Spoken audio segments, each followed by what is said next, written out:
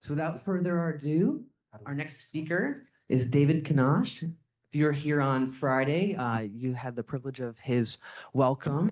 I think he's somebody who makes you feel instantly welcomed and warm in a room. He is a Tlingit elder, storyteller, and cultural knowledge bearer. His grandparents taught him pneumatic techniques to encode information to long-term memory. He's created memory boards and passed on other traditions. And he has long been a steward of learning and passing on stories of his ancestral lands and cultures. Let's give it up for David.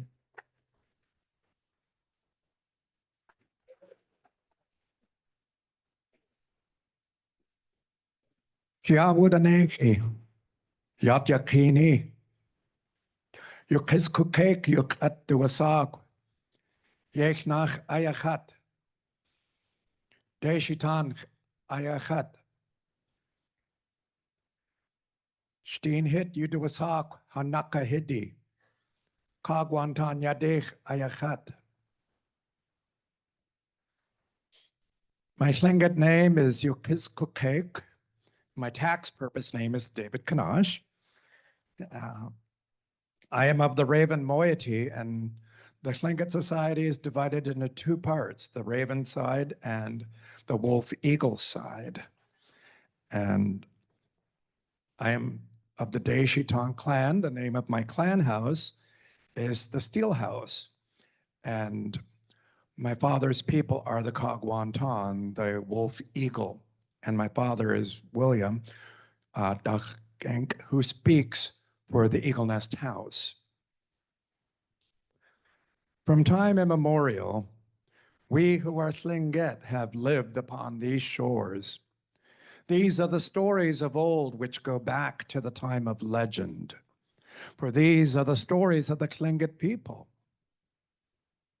I can still remember my grandparents saying those very words as they prepared to tell me a story.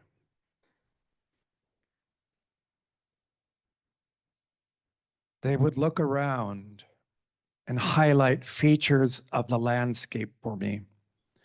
Nearby islands, they would point out something, and I knew a story was about to begin. One of my favorite stories was of Raven and his uncle. Now, Raven is a trickster. He often does a lot of things that, well, sometimes he's an example of what we do not do as a people. So I'm sure each of us has had a friend who is like, we love him, but don't do what he does. And Raven is such a friend. But in this case, Raven was born to a woman, and that woman's brother killed his nephews. He would wait to find out if it was a boy or a girl, and if it was a boy, well, he did not want to share that power that he had of controlling the tide. And so quite often, that lady, Kayikuchek, would be sitting along the tide pool, just sitting there, crying, her tears falling into the water, thinking about all her children she'd lost because of her brother. One day, Heron was coming along.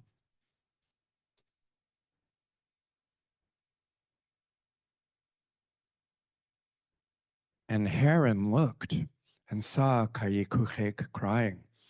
Said, "Why are you crying?" Said, "My brother, he continues to kill off my sons." And Heron sat there and thought for a moment, okay, this is what you're going to do. I want you to go down to the beach and find a pebble that is absolutely and perfectly round. And I want you to hold that in your hand for a moment and think about all those children that you had. Think about everything you've lost. and think about it and try to put all of that into that stone. And so Kayikuchek did. And she brought it back to Heron and said, what do I do now? And said, we're going to put it in a big fire. We're going to build a fire that's so big, you're going to be able to feel the heat of it. And she started building a fire. And as the fire was blazing hot, she wanted to know what else to do. Then off in the distance, killer whales were coming.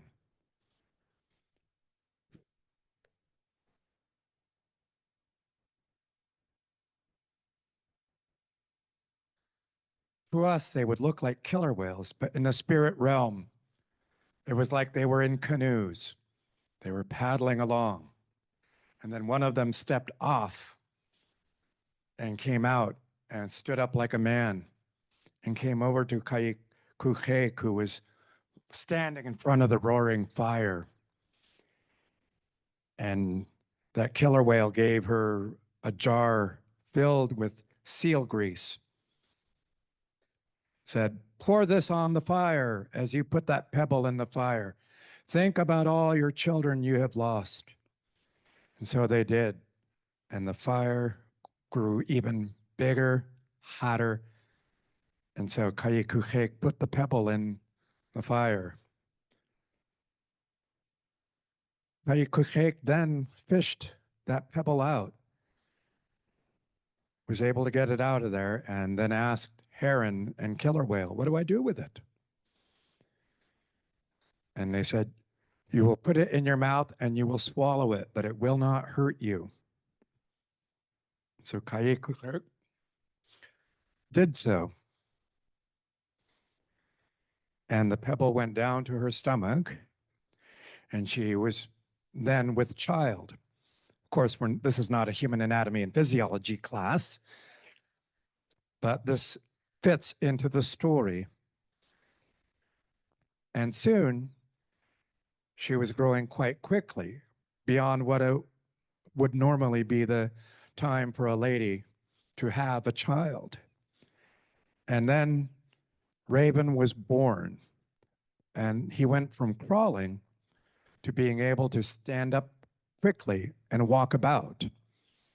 And he did so, just walking around. Like, ah. Then Kayikuchek said, go to your uncle. Help your uncle for the things that he needs to get done. And so Raven did. And when he got to see his uncle was very upset. Like, how did this happen? How do I have a nephew?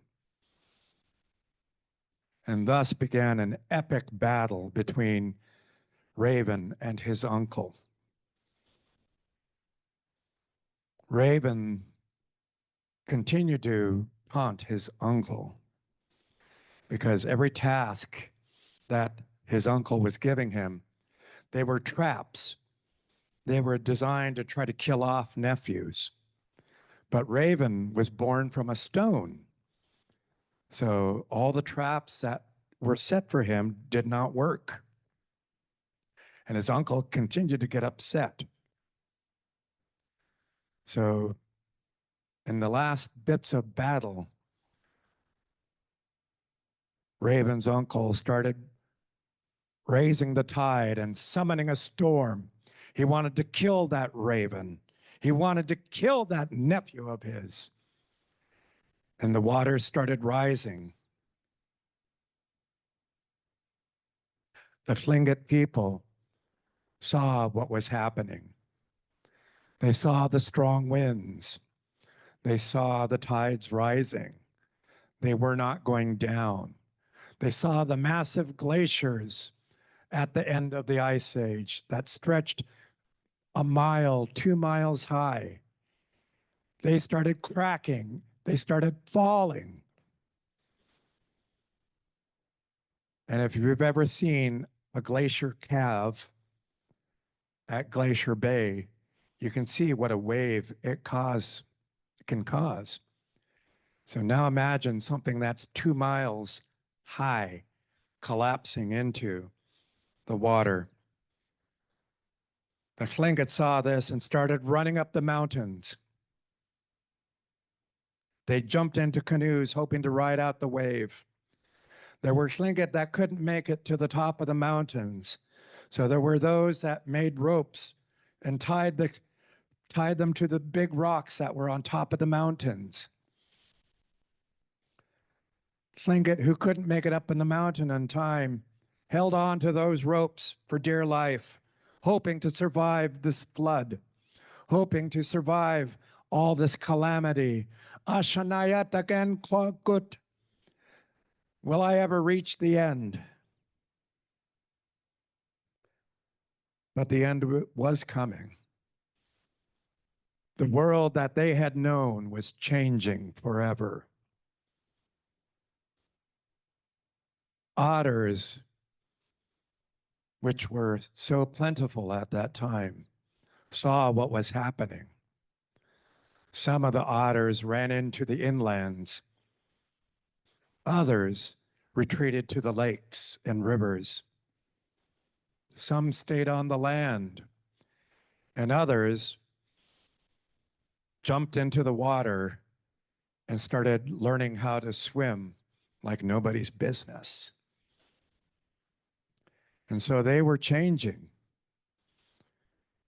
And the world that they had known, which seemed so stable, was now gone forever. The giant waves from these collapsing glaciers took out every tree in southeastern Alaska. As the waters retreated, the Tlingits were able to see that their beautiful paradise was now changed forever. The Tlingit had to learn how to adapt to this new world that was about them. The world they knew was gone. So what does this have to do with what we're dealing with here today? A lot, actually. Right now, we're in a crisis of a world that is changing around us, a world that seemed so stable, now changing forever. Will I reach the end? That's a great question. In the story, you heard about the Tlingits running to the top of the mountains. On the top of these mountains are rock cairns. These are massive boulders that had been put into place where the Tlingit took shelter when the flood came.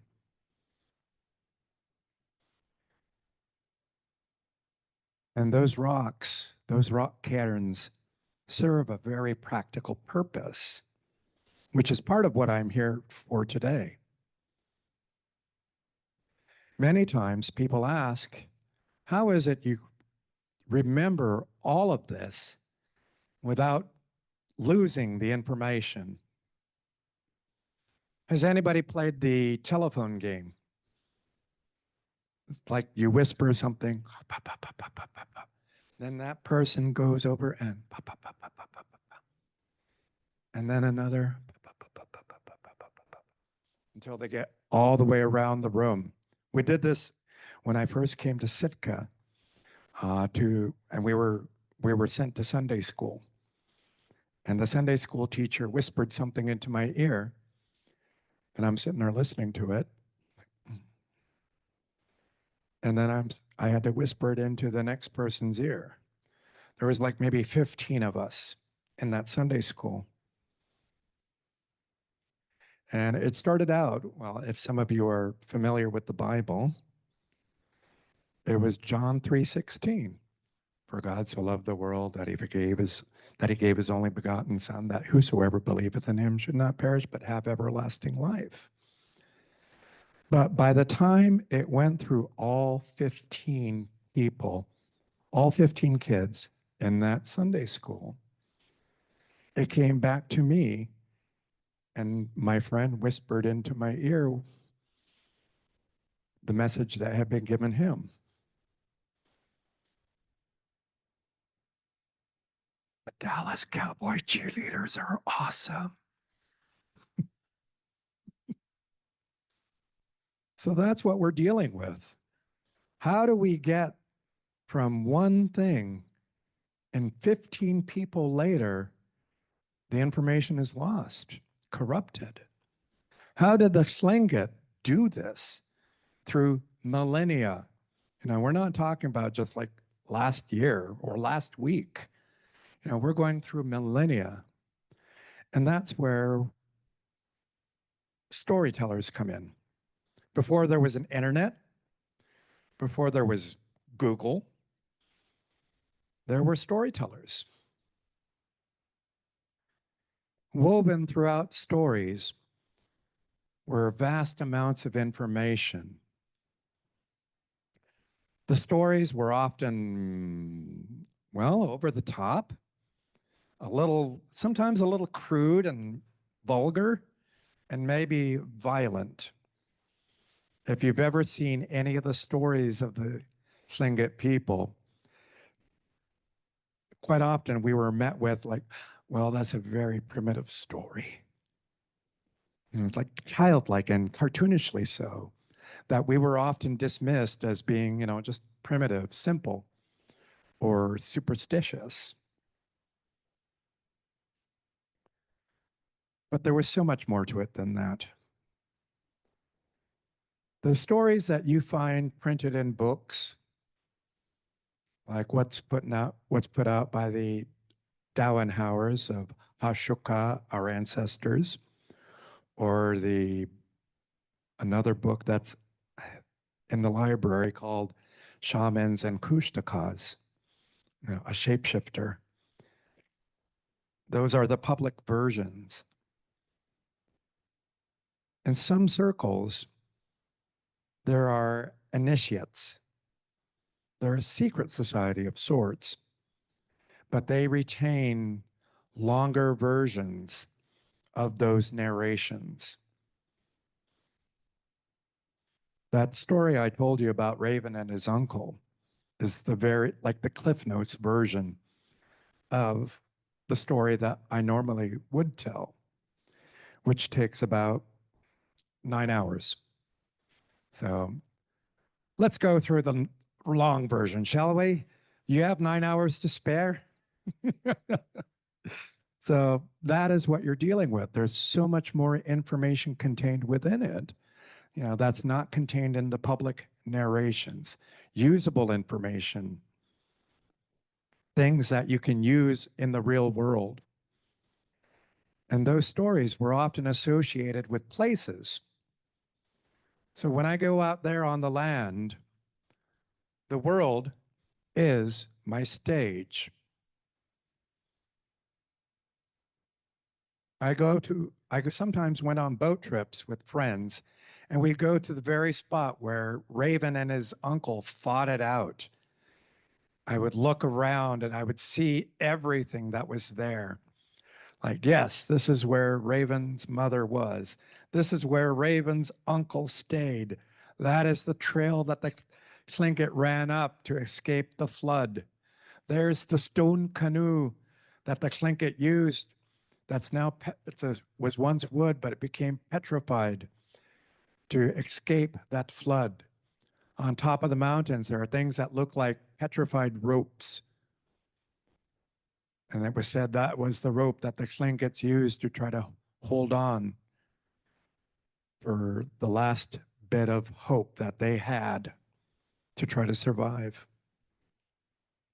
So the stories were weird, over the top, and they were meant to be so. We do not remember boring things. It's like if you've ever sat down to try to say you're trying to memorize, well, whatever. What do you think, is like mathematics? It's like, for those of us that were math geeks, it was pure paradise. But for others, it was like, ah,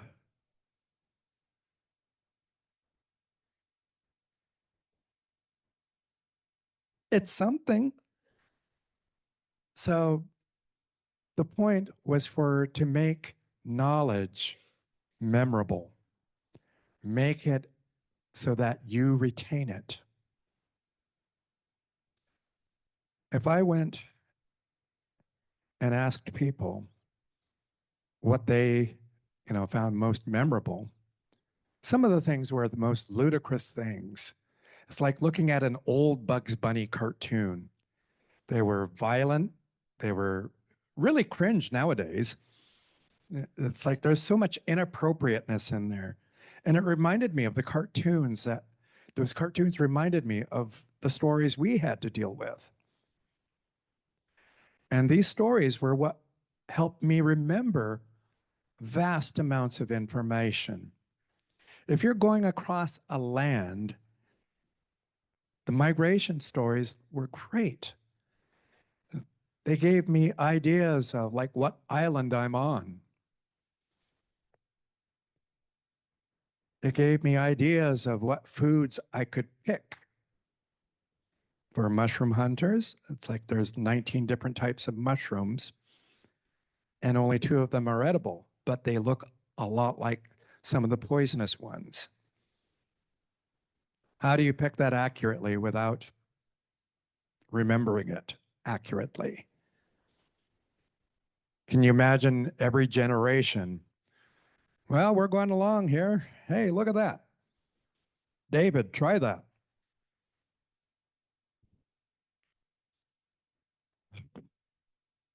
Well, David's dead. We won't eat that then. Imagine trying to learn that every generation. So it was important for them to remember and pass on that knowledge.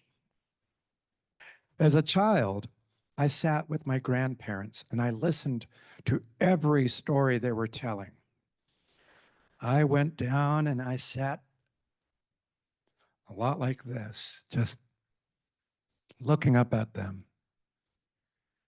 And they started telling some really weird stories. And I'm just like, I love it. And the moment they started talking, I got up and I picked up a stick and I started acting it out. Raven speared the fish.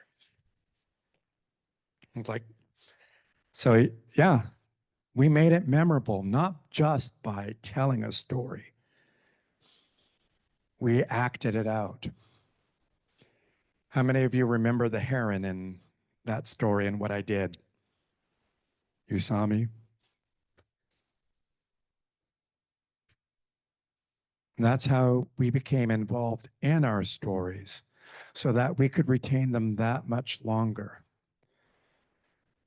And those longer versions are not for everybody, not even for our own people. There are some in my own family that will never hear those longer versions. They're meant for initiates to hand down to the next person. Somebody asked me yesterday in one of the workshops why the Tlingit sometimes would tell a part of a story and then come back the next day and repeat that same part of the story. And it wasn't that there was just a lesson in them, and there were lessons in some of them.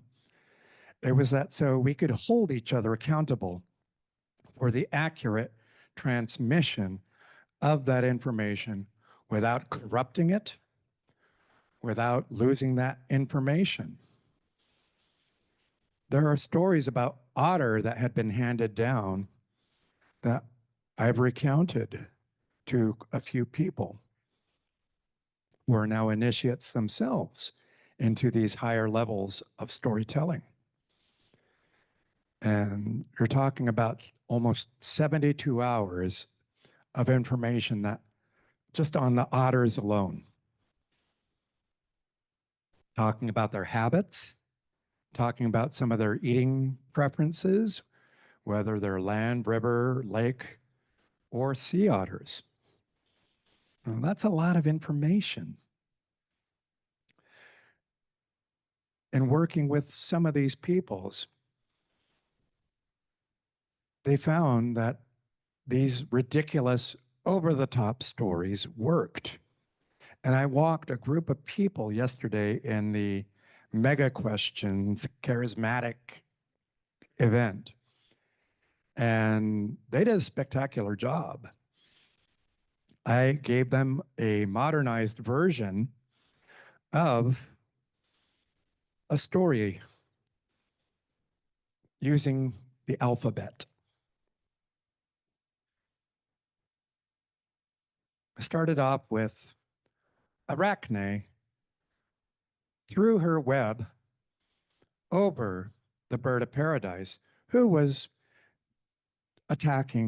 being attacked by the cat and the cat who was being attacked by the dragon, and the dragon who was trying to burn the eagle, but the eagle was not terribly impressed, but who was also trying to eat the frog who was on the horn of the goat, who was being attacked by the hydra, who was attacking the imp who was trying to kick the hat off a jester, and the jester was trying to kill the kitten. Oh, gosh, trying to kill the kitten who was playing on the tail of a lion, and on the tail of the lion was a tiny marmoset who was being eyeballed by a Neanderthal, who was tied by a vine to an owl, and that owl was tangled along with Quetzalcoatl, the feathered serpent. And the feathered serpent was trying to bite the rat whose tail was woven through the skull, the eye sockets of the skull, which was being bitten by a toucan, who was standing on the tail of a unicorn, and on the horn of the unicorn was a vulture who was looking at a wombat who was being attacked by Xena, the warrior woman, who was about to be zapped by Zeus. And that was the weird story that I gave them. If you concentrate on something and make it weird and over the top, you can remember just about anything. And that was only one example.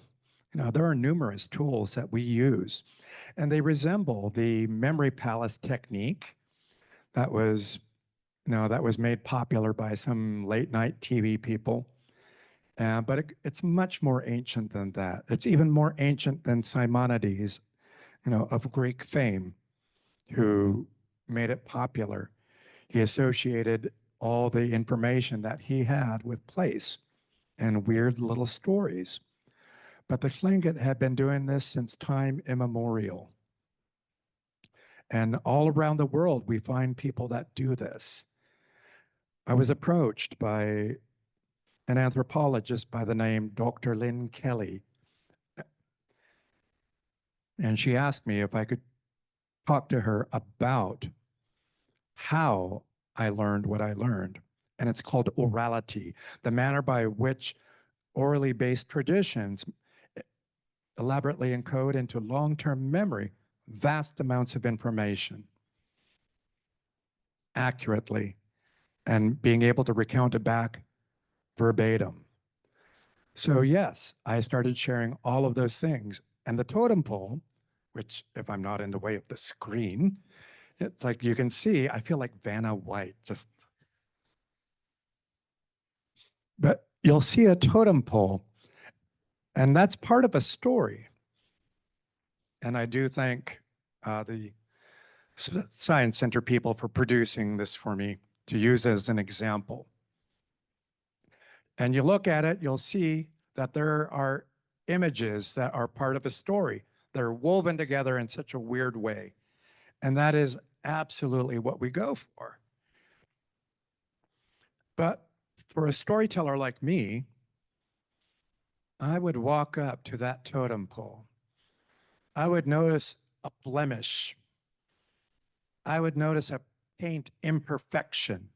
That would become a loci for me. That would become a location where I would associate even more details about that story. so that I could recount it back accurately.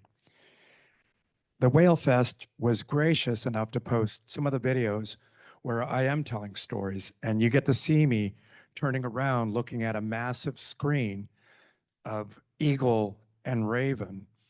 And I'm using that as a mnemonic device to recount the history of the Kagwantan, the wolf eagle.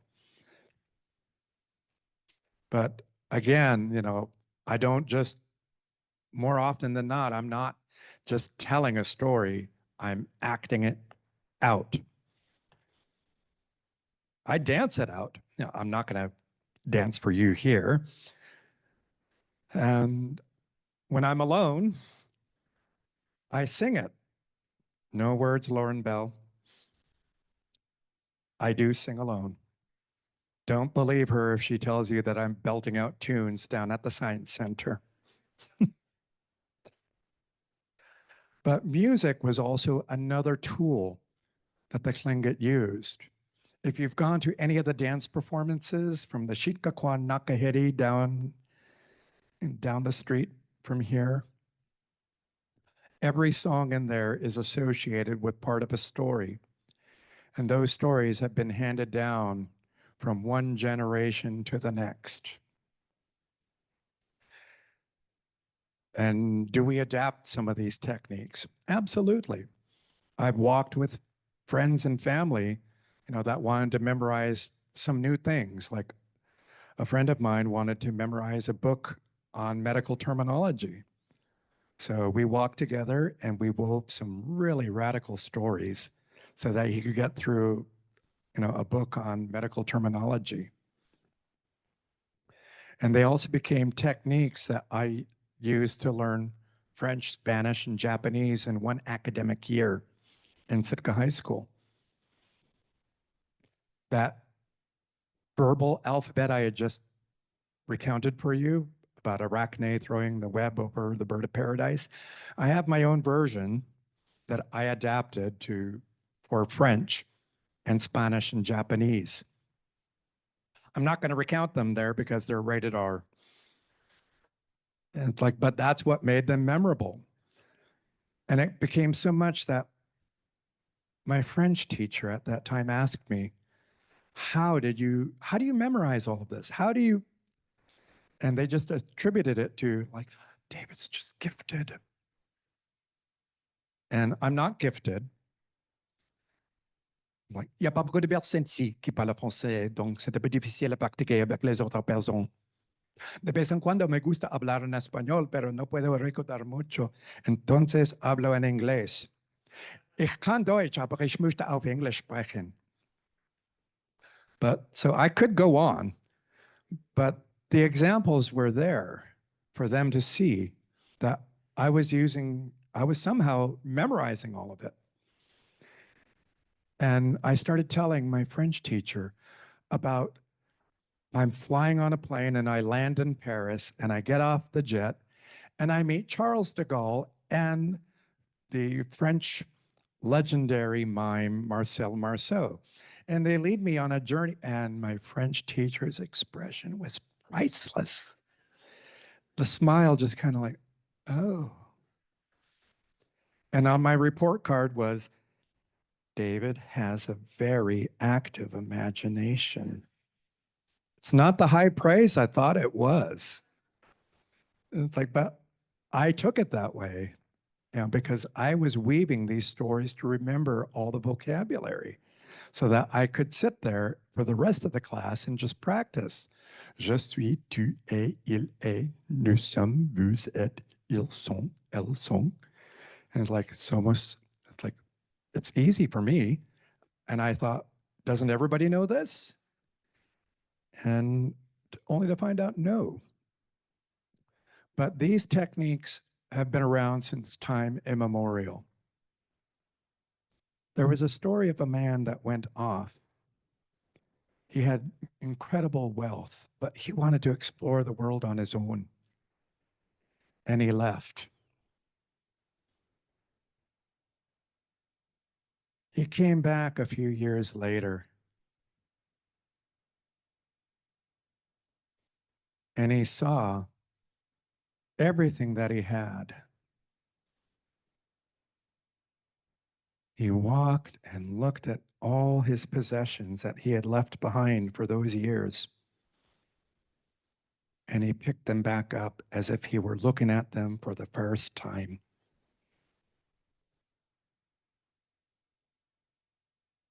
And sometimes I think that's what each of us is doing these days. We're picking up things as if for the first time, looking at it with new eyes. We who are Tlingit are picking up the pieces of what we've had from time immemorial. And we've invited so many to be with us on this journey. A journey remembering who we are as a people, who you are as a people. I love the stories of the Epic of Gilgamesh. It has a very familiar tone for me. I love the works of William Shakespeare. I love the epic sagas and Eddas of the Norse peoples. They all added value to my life.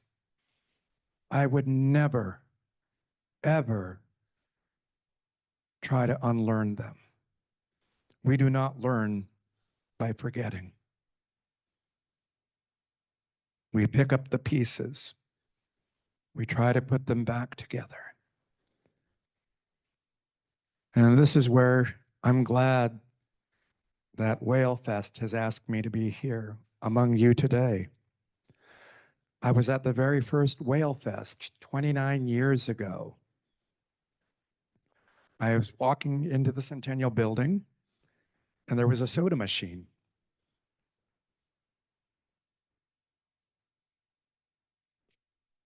And I heard talking in a room. I'm like, I wonder what they're talking about. And I opened the door. I'm like, oh, there's people talking about something that has to do with whales. I like whales. And so I sat down. And if you've ever been to the Pacific Science Center, we were there for a reception for all of us speakers. And in that building right then and there were definitely more people than were in the audience at that very first WhaleFest. And a greedy little kid with his soda pop watching a WhaleFest. I never imagined I'd be up here. And it's been 30 years since I'd been up on this stage where we did Man of La Mancha. Why did it take me so long to get back up here? To be able to stand among you and say, yeah, let's make this journey together. Wuch in hasati. We are together. And that's what we are doing here today. Some people have commented that they don't see many Tlingit people here. And that's true. But the Tribal Council, in their eagerness to celebrate Native American Heritage Month, scheduled about 200 things all in a month. So there's been some overlap, but I am grateful to have been among you here today and to learn from each and every single one of you, because each of you added to a story that's there. So yeah, so continue finding your story and make it a good one. Get out there, tell your story, act out your story, sing your story. Don't stop believing. Oh, sorry. I promised I wasn't going to sing.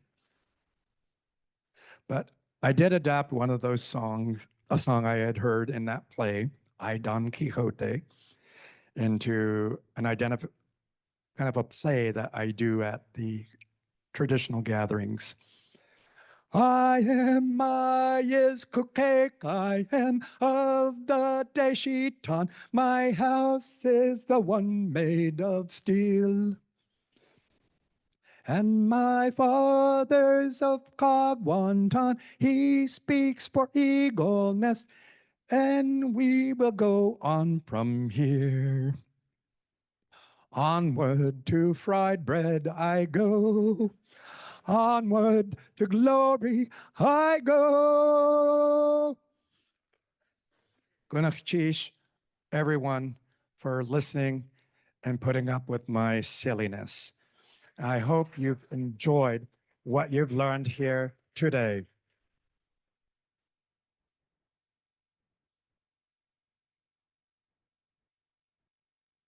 It's over now, the music of the WhaleFest.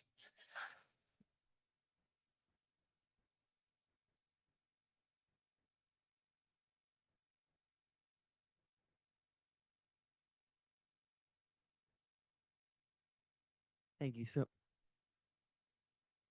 Thank you so much. Thank you so. Thank you. Let's back up. Or maybe there's questions. Hmm?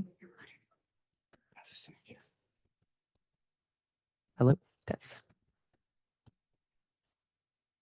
Hello. If we have any questions, I'm just standing here waiting for you all. Like, my goodness, why are you guys looking at me?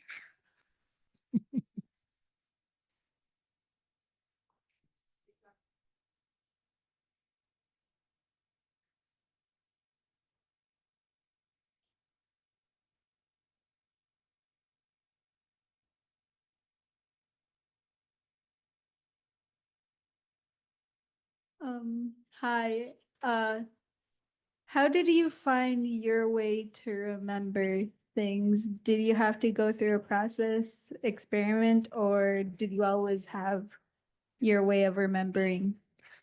It was my grandparents who taught me these mnemonic techniques.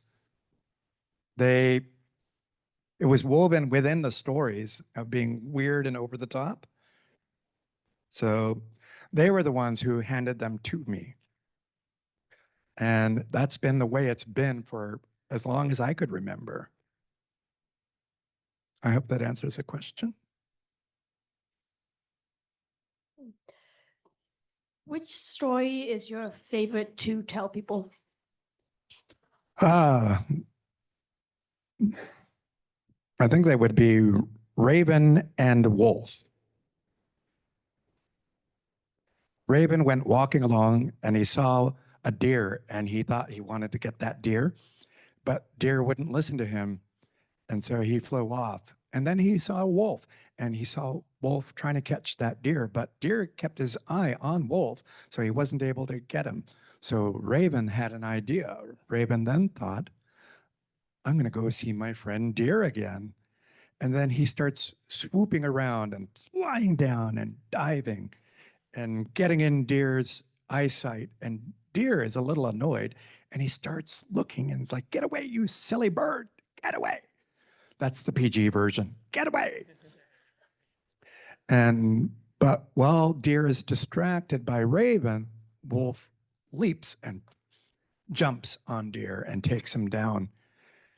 And Raven, though, he wants his cut. Who doesn't? So he kind of slowly approaches. Buddy, hey, I helped you catch that deer. And Wolf is like, oh, wanting to protect his food. But it's like, okay, you can have some. So to this day, when a wolf has caught its food, it shares it with Raven, the only animal that you'll see standing right by Wolf and pecking away at food as well. That's one of my other favorite stories.